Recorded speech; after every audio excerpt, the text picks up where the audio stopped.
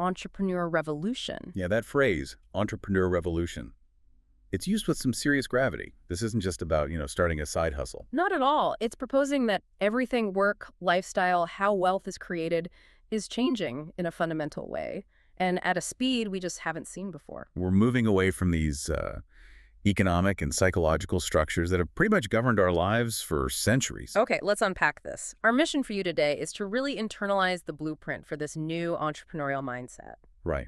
To grasp the new rules that govern value, and to get some specific concrete steps, many of which seem, frankly, a bit counterintuitive, to build what's called a global small business, or a GSB. And we're pulling the core insights from Daniel Priestley's work, which lays out exactly how the rules for commercial success have just been completely rewritten. And this is so crucial because the stakes are pretty high, aren't they? They really are. We're looking at what it takes to stop being, well, just a functional worker on an industrial treadmill. Where your income is capped and your value is basically tied to your time. Exactly. And to start being an entrepreneur who makes valuable things happen, who takes ownership and assumes full responsibility for their own success or failure. It's a huge shift. From being hired to follow a path to being paid to create one.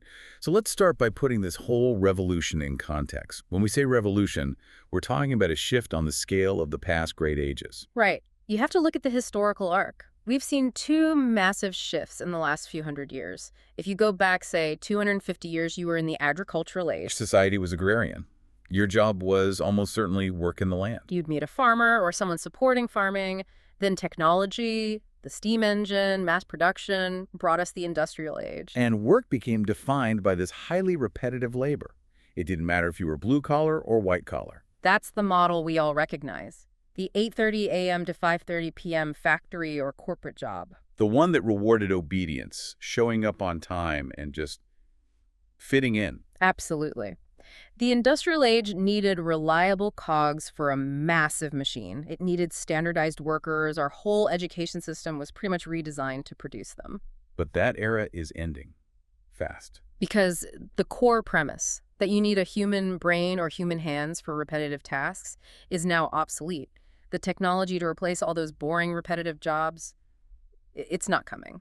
It's already here. And it's getting better every day. Yeah. So what defines the age we're moving into now? The entrepreneur revolution. The source suggests that in the very near future, you're just going to meet more and more people who are self-employed or founders or working in these nimble entrepreneurial teams. So for anyone still craving that old school stability, it's going to be a tough time. It's going to be very challenging because income security isn't guaranteed by a big company anymore. It's linked entirely to your ability to adapt, to innovate, to provide very specific value in a world that's just constantly changing. This new age needs a completely different kind of professional. Entirely different. It needs passionate, free-thinking, inspired innovators who see a problem and immediately think, how can I create something new from this? It's a completely different rule book. The industrial age rewarded the conformist. And the entrepreneur revolution rewards the creative individualist. To really get why this change feels so sudden, we have to talk about something called the lag effect. Yes. It's this fascinating pattern where the greatest inventions take decades to truly reshape how we live.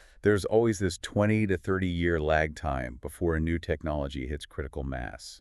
Systemic change just takes time. Think about the telephone, invented in the late 1800s, right? But it wasn't a universal thing until the 1920s or 30s.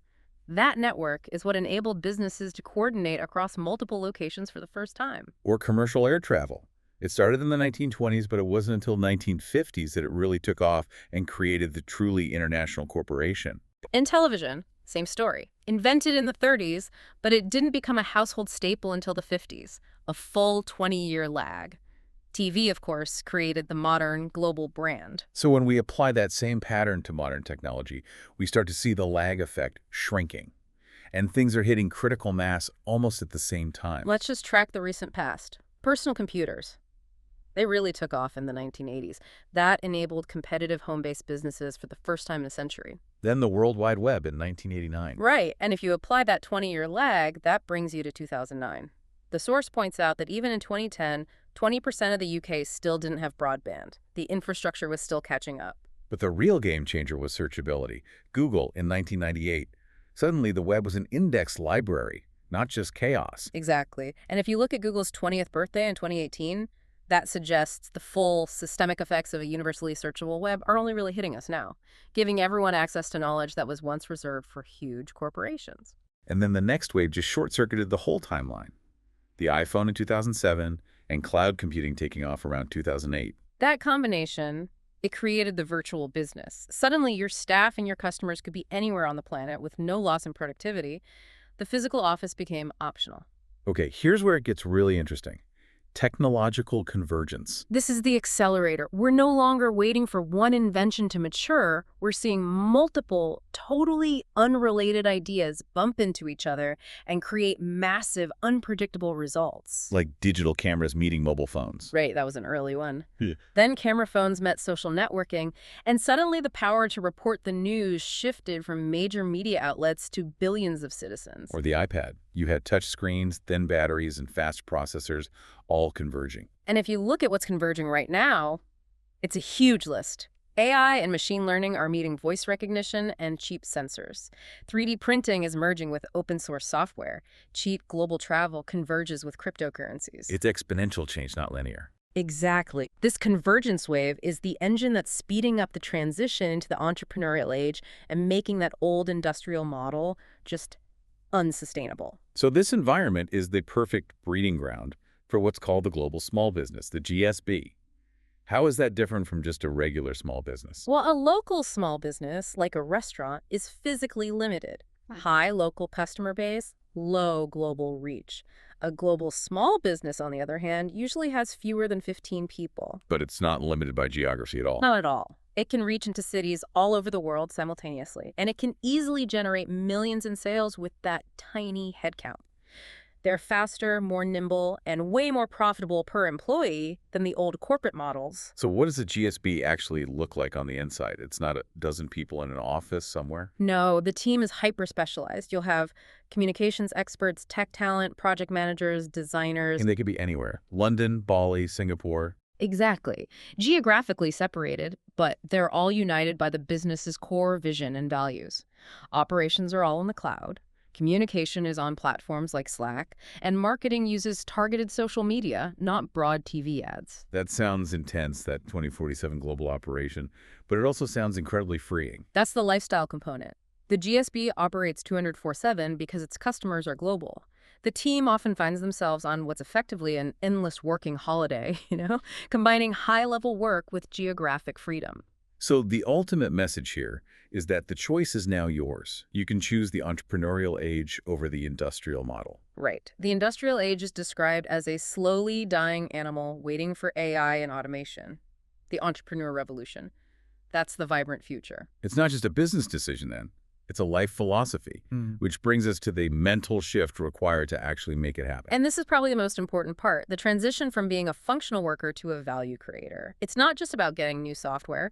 You have to fundamentally rewire how you process information. And the source material gives us a brilliant framework for this, the 3 brains model. Yes. The idea is that to consistently make valuable things happen, you have to understand these 3 modes of your brain because they govern your behavior.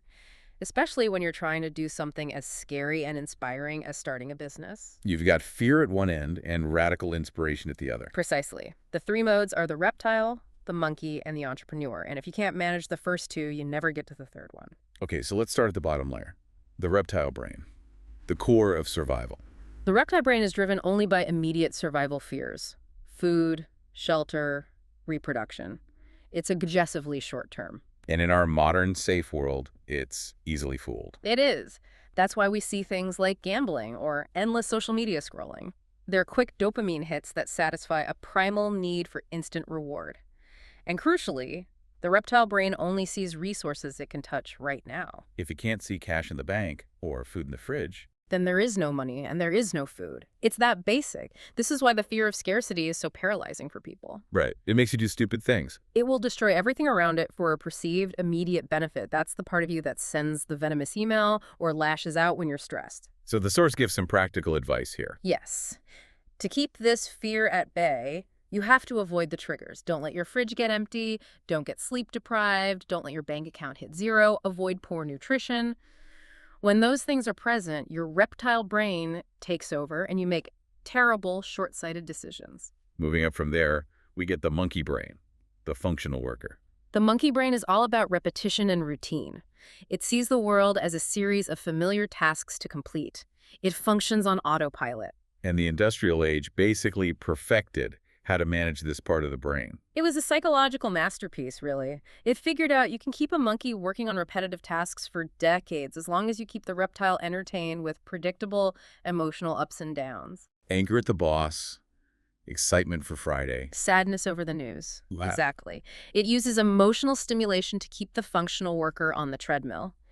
And the key thing about the monkey brain is it only believes what it's told. So if your boss tells you you're worth $45,000 a year, That is your reality. It cannot imagine how life could be different unless someone shows it a new recipe. It's excellent at following a recipe, but it's totally incapable of creating one. which is why the whole system, parents, schools, institutions, all encourages monkey brain rules. Don't rock the boat. Exactly, just trust the system. And finally, we get to the goal, the entrepreneur brain. The visionary. This is the higher consciousness. It sees the world not as a set of fixed limits, but as a deeply connected place that can be transformed. And it's not limited by its current resources. This is the massive distinction. The reptile brain needs to touch the resources. The entrepreneur brain believes in its ability to influence resources globally. Influence, not own. That's the whole game. It sees the media, money, famous people. It sees them all as resources that can be enrolled into a vision. Think of Richard Branson. He mastered media influence to launch massive companies without having the capital himself. So those moments of pure inspiration, when you feel like anything is possible, Those are entrepreneur brain moments, that feeling that you want to start a movement that's bigger than yourself. the problem then is that our whole society is basically built to keep us on that monkey treadmill. Right. Mainstream news and entertainment, they're described as an elegant way to keep the masses in the monkey brain by constantly stimulating those emotional highs and lows. So to make this transition, we have to deliberately throw out some of these old industrial ideas. Yes, the ideas that no longer serve us. Let's start with the first one, the biggest one. Work hard now and you will get your rewards later. That's a complete non-starter in this new age. For most people who followed that advice, the sacrifice just wasn't worth it. They gave up their most energetic, adaptable years, their 20s and 30s, believing they had to suffer now to be happy later. And it leads to a midlife crisis or just waiting for a few small holidays when you're 70. The new idea is that the best place to plan your future is in the present, when you are feeling inspired. On a beach, in a forest, wherever. Because planning from a place of fear just leads to a vision based on scarcity. Exactly. And planning from inspiration leads to a vision of abundance. Okay, the second old idea is probably the most soul-crushing. Work isn't meant to be fun. This was the industrial mantra. Fun was for weekends. The new idea completely flips this. Fun builds your business. It's a powerful business strategy. Fun keeps your team in a state of flow, it keeps stress in perspective, and it attracts talented people and amazing opportunities. If you're not having fun, you're just not maximizing your value. And the third old idea comes straight from the school system. Work hard to prove how smart you are by knowing all the answers. School punishes cheating, which in the real world means finding suppliers, leveraging IP, pooling resources. All the core skills of entrepreneurship. This old idea trains workers who think they have to know everything. The new idea is that smart people surround themselves with smarter people. Intelligence isn't having the answers. It's having access to the answers through your network. Life rewards team leaders. Investors look for people who can assemble a great team, not a solo genius. This leads to a really provocative idea in the source material. The difference between a greedy mindset and a rich mindset. Yes, it's designed to trigger the monkey brain. The argument is this. Choosing a small financial goal, say £5 million, is actually selfish. Selfish. Because it only caters to your personal wants. A nice car, a nice home, it's pure consumption. It limits your vision and deprives the world of your full creativity and generosity. Whereas if you aim for a huge number, like 10 billion, You have to use that money to do big things. Influence policy, save rainforests, solve global problems. A huge goal forces the entrepreneur brain to activate. so the poor-minded person is the one who is easily bought. Psychologically, yes, they're addicted to money. The rich-minded person is indifferent to it. They see it purely as a tool to achieve a much larger vision. If you're easily bought, you get stuck. If you're indifferent, you're free. So that raises the big question. We have the philosophy, but how do we practically force this shift? How do we wake up the entrepreneur brain? It's not enough to just read about it. You have to take action, and the source provides 10 specific challenges designed to do just that. They're designed to break old rules and push you out of your comfort zone. Okay, let's start with the first one. Make 3 calls. The idea is to start something bold without knowing how it's going to work out. It's action before planning. The story is about a student planning a dance party who is just paralyzed by all the details. His mentor just told him, make 3 calls. And that first action just got the ball rolling. Exactly. The first call led to a better suggestion. The second led to a meeting. The third was a call for advice. That momentum led to free advertising, prizes, and a hugely successful event. The lesson is that the entrepreneur brain values momentum over perfection.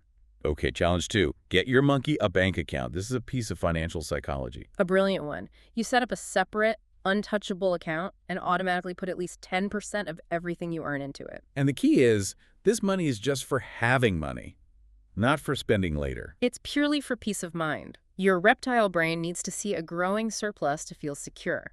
By building this wealth slowly, your lower brains start to trust you. If you can't save a little bit now, you'll never be able to save a lot later. Once you have that surplus, that cushion, your lower brains stop screaming about survival. And that frees up the entrepreneur brain to take calculated risks. Challenge 3. Stop spending time with people who bring you down. This sounds a bit harsh. But it's about environmental influence. Your peer group determines everything. The ideas you think about, the opportunities you see, the resources you can access. You become like the people you have deep conversations with. Exactly. If you don't admire their results, you have to deliberately network in more inspirational places, not just for business, but for your own mindset. Okay, challenge 4. Carry cash. This is a controversial one. The source says to carry 1,000 pounds or a full day's target income on you. It's a direct, practical step to keep those survival fears at bay. And I know it flies in the face of our modern cashless society. Right. I mean, it feels deeply unsafe. Is the psychological benefit really worth the risk of carrying that much physical cash? That's a fair point, and the source acknowledges that initial fear. The reptile is screaming. But the goal isn't security, it's psychological recalibration. Exposure therapy. Exactly. The anecdote is about carrying 2,000 Australian dollars. At first, it's just anxiety. But then he sees a watch for $2,000, and the thought shifts from, I can't afford that, to a practical, wait, I can afford that, it's in my pocket. It removes the emotional charge from the number. Precisely. It recalibrates what your brain considers a lot of money. And once that charge is gone, sales conversations get easier. It's about building an immunity to the fear of scarcity. And challenge 5. Every week, take someone new to lunch. 2 new people, you pay the bill. No fixed agenda. This is networking as a selfless investment. You're not selling, you're just connecting. You discover what people are really going through, you get great advice, and you build your net worth by expanding your network. Okay, let's hit the last 5, which are about focus and structure. Challenge 6. Tune out from the news. Stop consuming news as entertainment. News is designed to grab attention by triggering the reptile brain's anxiety. War, crashes, fear. And digital news has no stopping cues. You can just scroll forever. By tuning out, you free up massive amounts of mental and emotional energy to focus on creating things that are actually newsworthy yourself. Challenge 7. Keep a journal. This is for stress relief and for creating intellectual property, or IP. Your brain is constantly generating ideas, but you can't hold more than 7 things at once. Writing them down relieves stress and, more importantly, transforms those fleeting thoughts into valuable, documented IP. Challenge 8. Plan your holidays first. This flips the industrial model on its head. Instead of hoping you have time for a holiday, you block out 6 to 8 weeks at the start of the year. This forces hard deadlines, which actually makes you more productive. And critically, your best, most transformative ideas happen when you're away from the day-to-day grind. Challenge 9. Get structured. Meet with lawyers and accountants before you're making money. You have to learn how the system works for tax planning, wealth protection, and attracting investment. Trying to restructure a successful company later is incredibly expensive. Structure determines your ability to scale. And finally, challenge 10. Get an entrepreneurial team in place. Success is a team sport.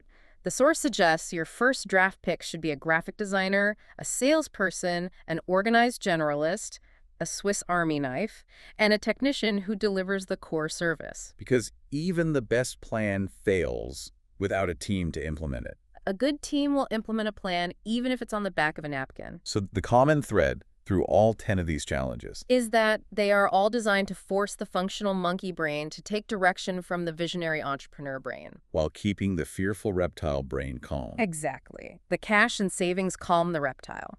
The bold calls and networking push the monkey out of its comfort zone. And the structure and planning give the monkey a new, high-value routine to follow. It's a complete psychological framework for action. So we've got the mindset, we've got the actions. Now let's get into actually building the GSB empire. What truly drives success? Well, it's not the usual answers like self-belief or determination. The source argues there are three true essential keys that every successful entrepreneur cultivates. And they are luck, reputation, and vitality. Let's start with luck. That feels a bit out of our control. The key is you have to learn to recognize luck. If you're alive, educated, and have access to tech, you've already won the human lottery. You have to start by recognizing that baseline fortune. Okay, but how do you cultivate more of it? You influence it by making choices that repel bad luck and encourage good luck.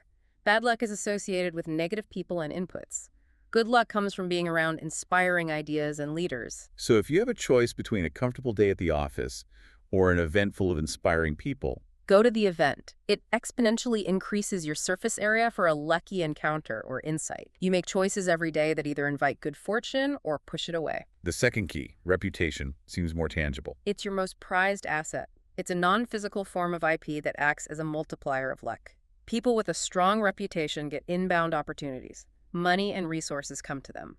And the source gives us 5 pillars for building it: pitching, publishing, products, profile, and partnerships. Right. You have to publish your ideas to document your philosophy. You have to have quality products that are an authentic expression of who you are. You have to raise your profile online.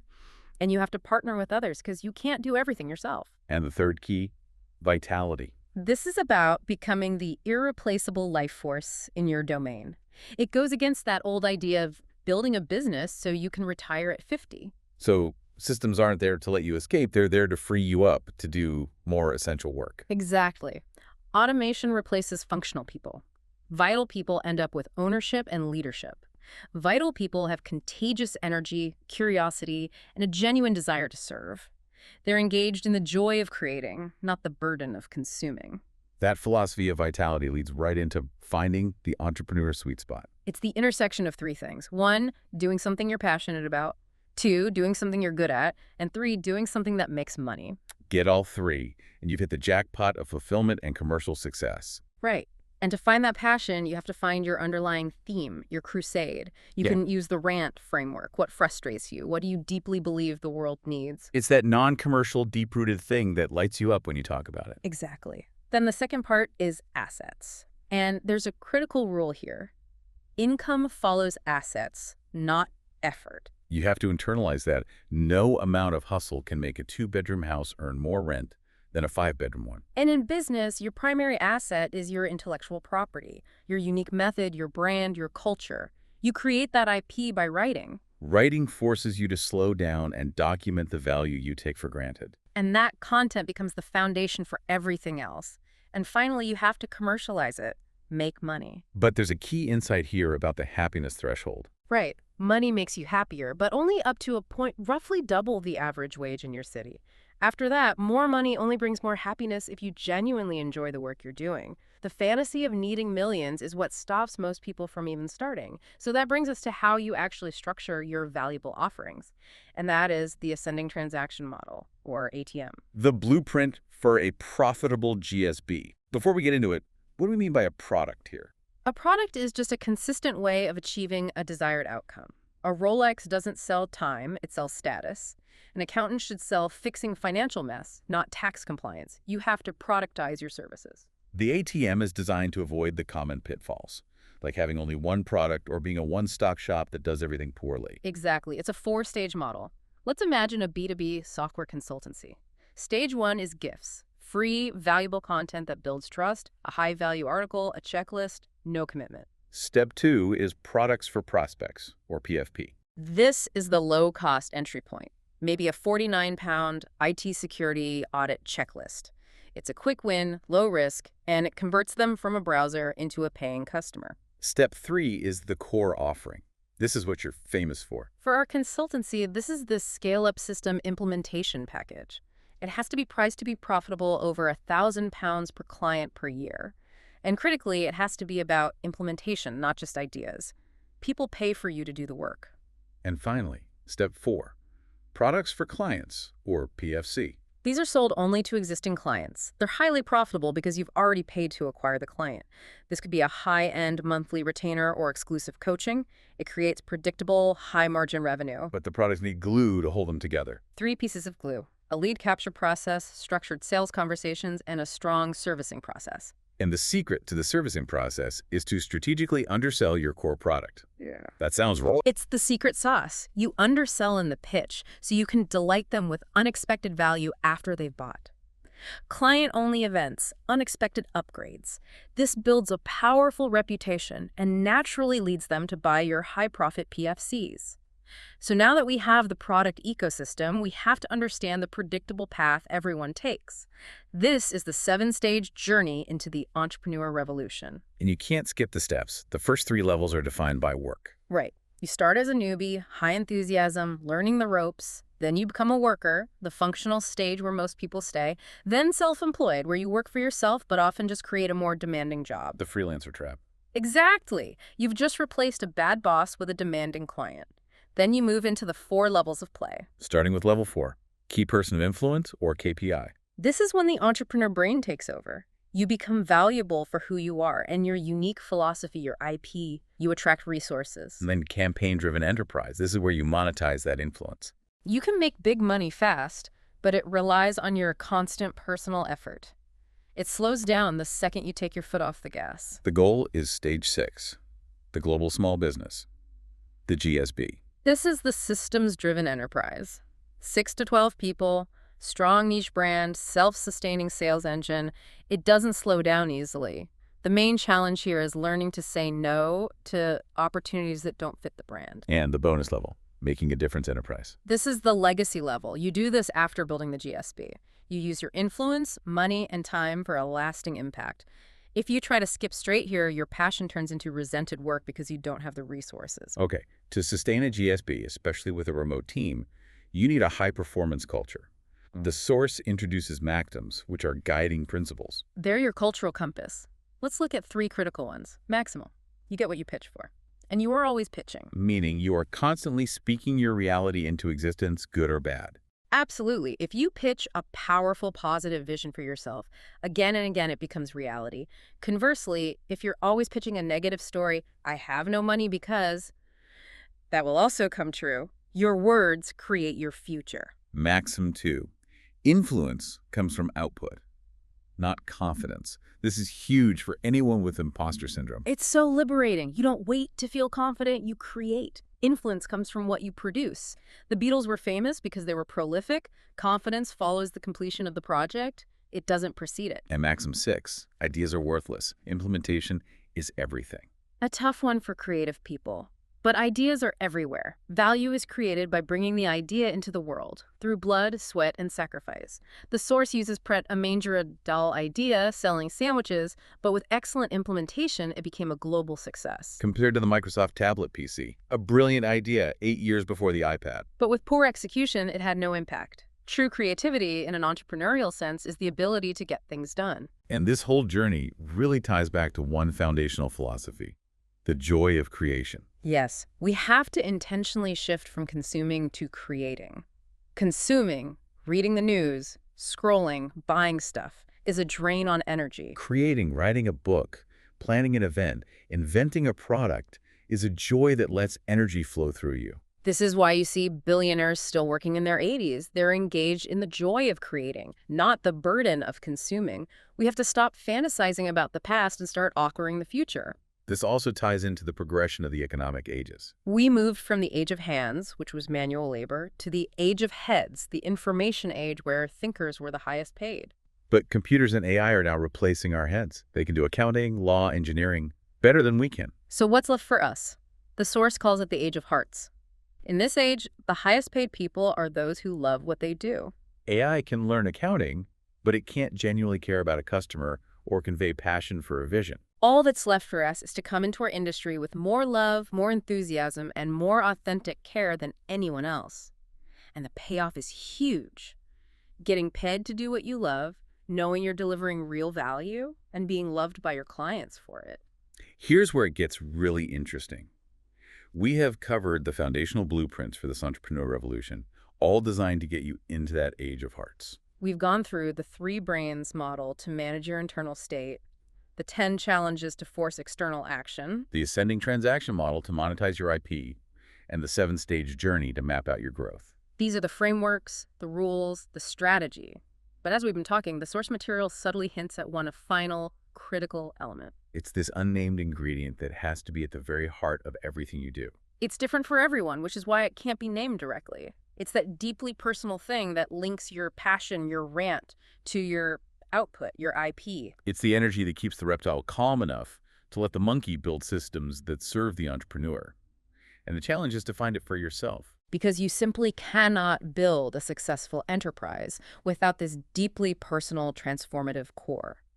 As you go back over these principles, ask yourself, what is that emotional and intellectual element that fuels my passion, my commitment, my desire to serve? If you dig deep beneath the surface of all these ideas, you'll discover a mountain of value, that unique, vital ingredient that you never even noticed when you first looked. So lean in, embrace the change, and embrace the joy of creating your future.